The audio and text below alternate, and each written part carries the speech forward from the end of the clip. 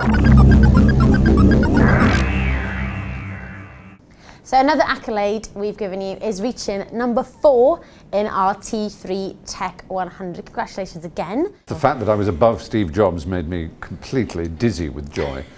Sent him a copy. Who do you think should have been number 1? Because obviously we had the guys from Google. Who would you have as your number 1? Yes, I think you're right. I mean, I think obviously the Google staff, in terms of influence, it's just extraordinary what they can do and how they can undermine, of course. The trouble is, when you get to the size of Google, although they try to be the nice company and do things right, and they have, generally speaking, a much better and friendlier brand image than Microsoft did when Microsoft were in the position of being the most powerful tech company in the world.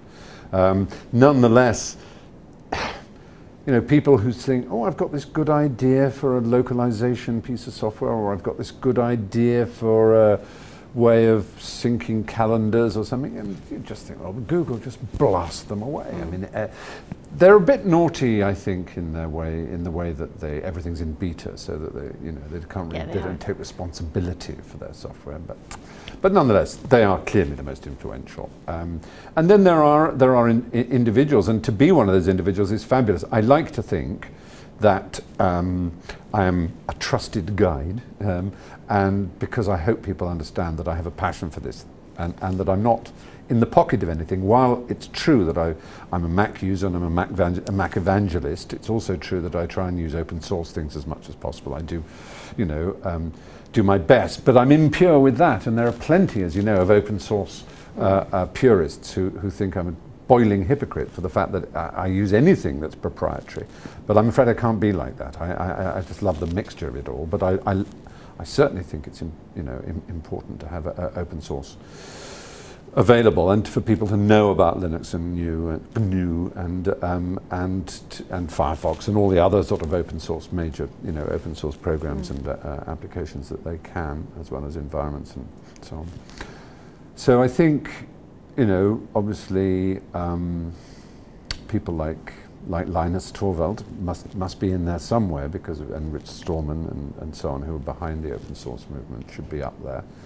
But to be at number 4 as a trusted guide is fabulous. I just hope I'll live up to that and not be in hock. Although I get sometimes given bits of tech by nice companies who want me to review them. I hope I'll always have the courage to be rude about them if I feel that they're not something that's good, and that I won't always just suck up to the manufacturers in order to get free gear. Before, yeah. Yes, I have been rude. I was terribly rude about the BlackBerry Storm, for example. Not rude. Well, not rude. It's deeply disappointed. I mean, horrifically disappointed. There's going to be a Storm 2 maybe, and maybe they'll get it right, and I'm all for it.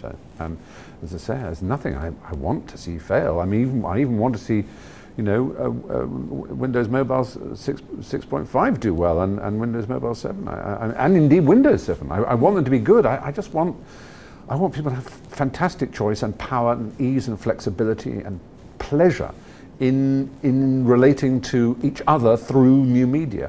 That's really what it's all about. It's not new media for the sake of it. It's how it connects you to other people, and people. You know, it's like architecture. I want, you know, people should live in colourful, exciting rooms and spaces that give them joy, so they can work in them with delight and smile at the pictures on the wall and like the surfaces and the carpets and enjoy the flexibility of the space. Not live in a grey, sick building with hideous strip lighting and ghastly grey carpets.